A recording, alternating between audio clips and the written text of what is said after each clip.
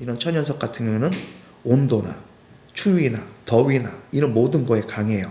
색깔이 균일하지 않을 수 있다는 거예요. 벽돌이 터져나갑니다. 왜? 물이 줄눈 사이로 들어오면서 줄눈을 빨리 공사해달라? 그러면 이게 틀어졌다 하더라도 건물주는 말 못하는 거예요.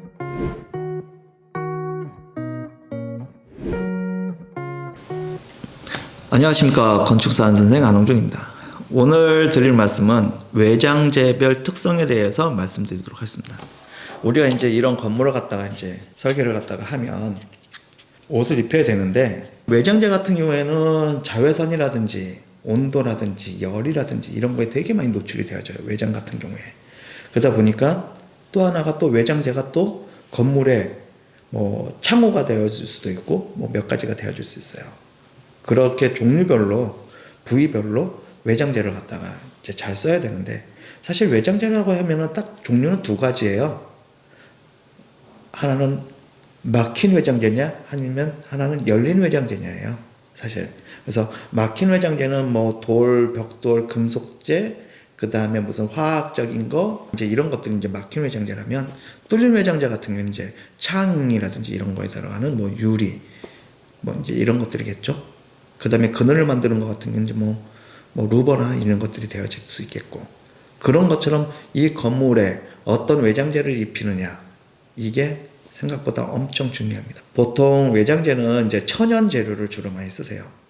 천연 재료를 갖다 쓴다라는 건 석재, 그 다음에 벽돌, 요 정도겠죠. 그 다음에 금속재 같은 경우에는 뭐 복합 판넬이라든지 범랑이라든지 아니면 그냥 일반 우리 공장용 판넬이라든지 이런 것들이 이제 금속재가 되겠고, 보편적으로 물론 이제 종류는 더 다양하고, 그리고 이제 화학적인 것 같은 경우는 뭐 페인트라든지 이제 이런 것들, 그런 것들 화학적인 특성에 의해서 하게 되어진 것들. 그럼 시간은 어떤 게 오래 쓸까? 천연 재료가 상당히 더 오래 씁니다. 시간이 제일 짧은 건 어떤 게 제일 짧을까? 화학적인 게 가장 짧습니다. 왜? 화학적인 거는 화학적 특성이 어느 정도 시간이 지남에 따라 화학적 특성이 변화하거든요. 그렇게 되다 보면 뭐 태양빛이라든지 그런 거에 온도에 모든 거에 스트레스를, 외장 재료가 스트레스를 받는 재료예요, 사실상. 그러다 보면 표면이 버글버글 일어나고, 우리나라 같은 경우는 또 사계절이라는 게 있어요. 더운 여름날이 있고 추운 겨울날이라는 게 있어요. 여기에 버티기에 가장 좋은 게 화학적 재료는 아니에요. 근데 화학적 재료를 쓰는 이유가 비용이 상당히 저렴합니다. 여린 천연 재료보다. 물론 천연 재료 중에서도 고가가 있고 저가가 있긴 하지만 화학적인 게 가장 저렴해요. 그래서 석재라는 어떤 천연 재료, 금속재 재료, 그 다음에 화학적 재료, 이 세 가지로 놓고 본다면 가장 보편적으로 많이 쓰이는 것들이 여기 천연석과 그 다음에 뭐 벽돌 요 정도가 많이 쓰이고, 그 다음에 초고층이라든지 이런 게 많이 쓰인다고 한다면 금속형의 어떤 재료들이 주로 많이 써요. 그리고 일반적으로 간단하게 하는 것 같은 경우는 요 사이에 있던 판넬류와 여기에 있는 화학적인 것들이 쓰여져요. 그러니까 화학적인 것들은 쉽게 얘기해서 뭐 드라이비트류하고 뭐 스톤 코트 이런 쪽이 이제 화학적 재료가 될 거예요. 금액대로 보면 여기 석재 같은 경우에는 12만 원에서 20 몇만 원, 혹은 더 비싼 건 30 몇만 원까지도 가요, 제곱미터당. 그러니까 1m, 1m 뭐 요만한 사이즈에 그 정도 가고, 이 정도 같은 경우도 뭐 12만 원에서 뭐 한 20만 원 혹은 25만 원 사이에 있어요. 왜냐면 금속형 같은 경우는 공장용 판넬 같은 것들은 저렴하고, 그 대신 공장용 판넬인데 되게 고급스러운 판넬들이 있어요. 그런 것 같은 경우는 금액이 상당히 비싸요. 그 건물이 미래지향적인 걸 추구한다? 그러면 여기 들어가게 되어지는 거고, 스톤커트라든지 드라이비트 이건 뭐 저가인데, 화학적인 것 중에서도 상당히 고가형이 있어요.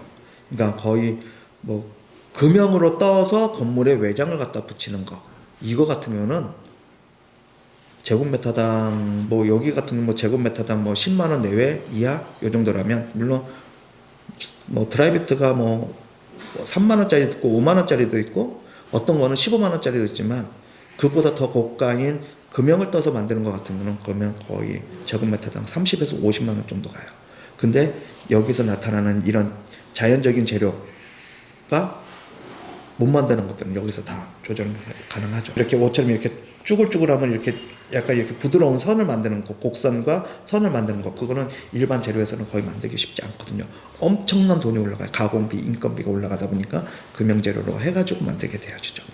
그런 것처럼 외장재를 어떤 걸 건물에 입히느냐, 그거에 있어가지고 어떤 재료, 천연적인 재료를 쓰느냐, 금속형의 재료를 쓰느냐, 아니면 화학적 재료를 쓰느냐에 따라서 건물의 성격 자체가 완전 달라집니다. 그러면 이런 외장재는 어떤 목적에 써야 되냐면, 저희가 이렇게 건물이 있다면 건물의 특성에 맞는 외장재를 써야 돼요. 건물의 특성에 맞지 않는 외장재를 쓰면은 탈이 납니다. 건물하고 재료하고 궁합이 안 맞게 되어지는 거죠. 이 건물의 용도는 오피스이면서 연구실입니다. 그러다 보니까 여기는 유리를 쓰게 되어지고, 그 다음에 뒤쪽도 유리를 쓰게 되어지고, 이렇게 썼지만 나머지 하얀 곳은 어떤 걸 썼냐, 이 건물 같은 경우에는 건물주분께서 선호하시는 게 벽돌이었어요. 그래서 벽돌로 여기를 이제 반영을 갖다 하고, 건물의 30m에 벽돌이 쓰여지면서 내진에 대한, 그러니까 벽돌은 한 장 한 장이다 보니까 흔들면 횡력이 상당히 약하다 보니까 내진 보강을 해줘야 돼요. 내진 철물이 들어가게 되고, 그래서 그렇게 내진 철물에 대한 걸 이 건물은 반영을 해놨죠.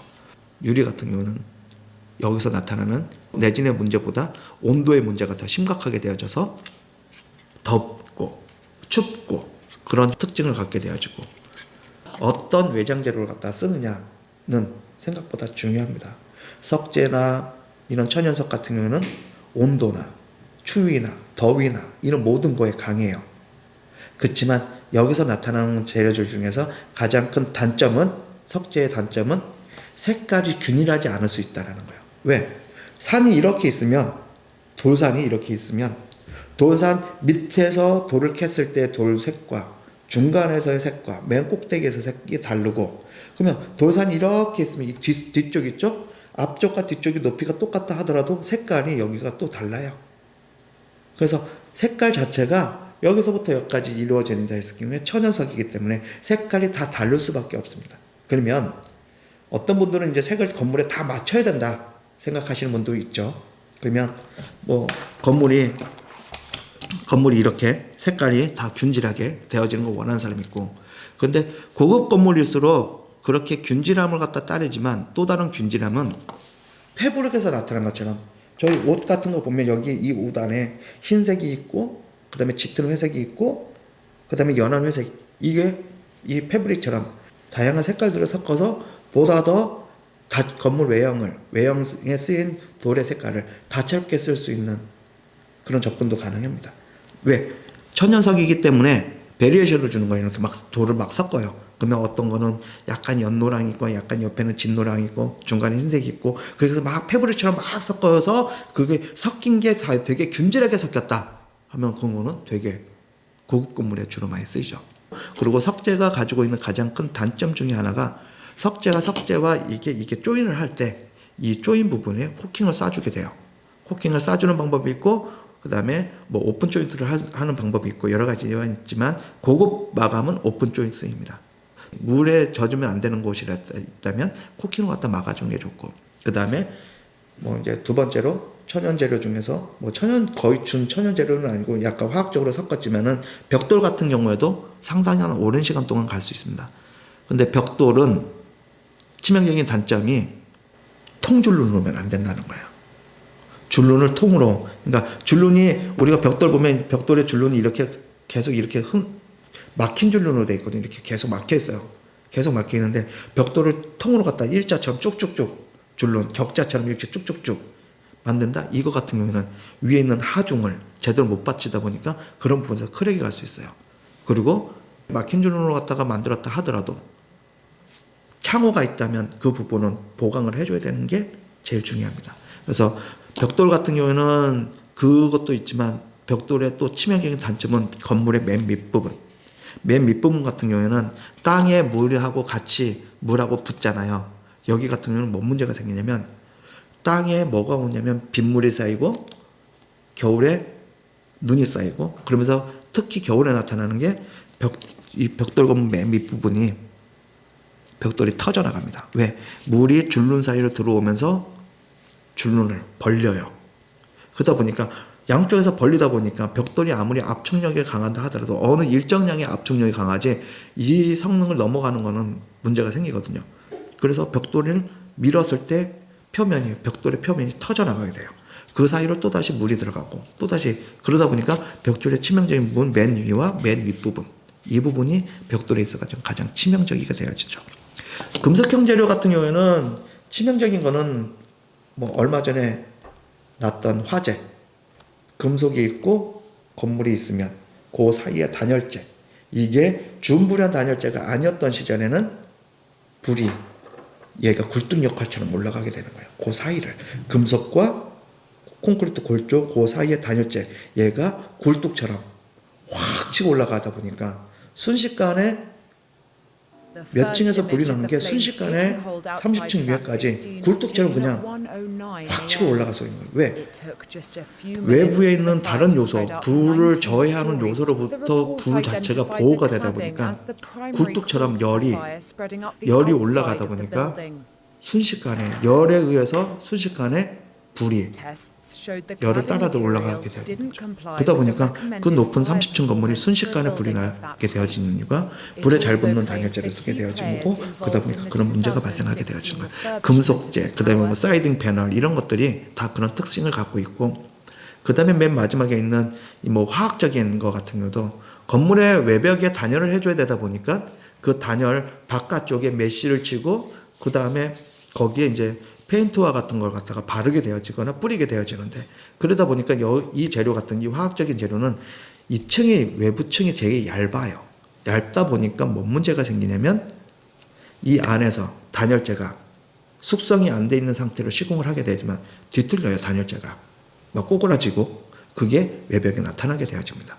제일 처음에 시공할 때는 깨끗한데 나중에 시간이 지나면 이 단열재가 이 현장에 갖다 놓고 한 5일이나 6일 동안 이 동네의 온도에 대해서 어느 정도 숙성이 되어지고 한 열흘 이상 숙성이 되어지면 단열재 판이 휘지를 않는데, 빨리 시공한다고 단열재 막 갖다 붙이잖아요. 붙였을 때는 깨끗해 보이지만 얘가 붙어있는 상태에서 숙성이 되다 보니까 잡아주는 게 없다 보니까 얘가 이렇게 꺾이든 이렇게 꺾이든 이렇게 꺾이든 이렇게 꺾이게 되어지는 거예요. 사람들은 그걸 모르게 되어지는 거죠. 왜? 뭐 시공해놨으니까 모르는데 시간이 한 6개월, 7개월, 1년 지나게 되어지면 그때 면이 깨끗하지 않고 면이 이렇게 울게 되어지는 문제가 있는 거죠. 그래서 시공하실 분한테 이런 화학적인 거를 한다면 시간을 충분하게 주는 게 좋습니다. 빨리 공사해달라? 그러면 이게 틀어졌다 하더라도 건물주는 말 못하는 거예요. 숙성을 시켜야 되는 숙성 과정을 갖다가 당신이 못하게 했기 때문에 그게 쭈그러지게 되어지는 데는 건물주의 책임이 따르게 되어진 겁니다. 그래서 시공하는 사람이 올바르게 시공을 할 수 있게끔 충분한 시간을 줘야 화학적인 것들은 보다 더 안전하게 갈 수가 있는 거예요. 천연적인 것 같은 경우도 베리에이션을 갖다 정확하게 줄 거냐 아니면 선별할 거냐, 여기에 대한 시간이 있는 거고, 금속 같은 경우는 색깔이 공장에서 칠해온 색깔이 잘 맞느냐 안 맞느냐 요거 있는 것처럼 여기 같은 경우는 단열재에 대한 숙성과 그 다음에 맨 마지막에 얼굴에 화장하는 그 화장의 기능 정도에 따라서 품질에 대한 경우 현격하게 차이가 나기 때문에 요거에 대한 거는 화학적인 재료들에 대한 거는 시간을 어찌 보면 여기에 천연적인 금속적인 재료보다 시간을 좀 더 주셔야 보다 더 균질한 외장재를 만들 수가 있게 되어집니다. 외장재가 무조건 비싸다 해서 좋은 건 아니에요. 이 지역의 이 건물의 특성에 이 지역의 특성에 맞는 외장재를 쓰시는 게 제일 낫고, 그리고 건물에 있어서 가장 많이 오염이 되어지는 부분에 대해서, 그러니까 건물로 치면 이제 이렇게 면이 나타나는 곳, 이런 면이 나타나는 곳, 그다음에 이런 면이 나타나는 곳, 이런 면이 나타나는 곳은 먼지가 쌓여서 때국물이 이렇게 흐를 수 있기 때문에 이런 부분 같은 경우는 두겁석을 제대로 시공해서 두겁석이 있게 되어지면 건물 외벽으로 물이 안 타게, 빗물이 고연물이 벽으로 안 흐르게 그렇게끔 만들어 주게 되어지면 건물이 뭐 청소를 별로 하지 않다 하더라도 건물이 깨끗할 수가 있어요. 천연 재료, 금속 재료, 화학 재료, 이 모든 것들은 다 이 두겁에 의해서, 두겁을 어떻게 시공에 따라서 수명이 얼마만큼 오래 가느냐, 혹은 건물의 오염이 얼마만큼 적게 되느냐, 얘가 이렇게 판단하기 때문에 이런 화학적인 재료의 두겁은 천연석이나 아니면 금속 재료를 갖다 씀으로써 얘들이 가지고 있는 직사광선이라든지 물, 그 다음에 뭐 얼음, 눈 이런 걸로부터 얘들은 가장 취약하기 때문에 그런 재료를 써 보완을 해줌으로써 올바르게 잘 쓸 수가 있게 되어진 거죠. 아깝다고 두 겹이라든지 이런 거 쓰지 않고 그냥 하나로 갖다 다 정리하게 되어지면 이 부분이 계속 문제가 생겨요. 생각보다 태양의 직사광선이라든지 태풍이 왔을 때 물의 압력에 의해서 물이 타고 들어가라든지 그런 것들은 지붕에서는 충분하게 발생할 수 있는 부분이라서 그런 거에 대한 걸 잘 보완을 해주게 되어지면 건물을 오래오래 잘 쓸 수가 있습니다. 뭐 외장재 선정하는 데 있어가지고 궁금한 거 있으시면 언제든 전화 주시면 감사하겠습니다. 이상 건축사 안 선생님이었습니다. 감사합니다.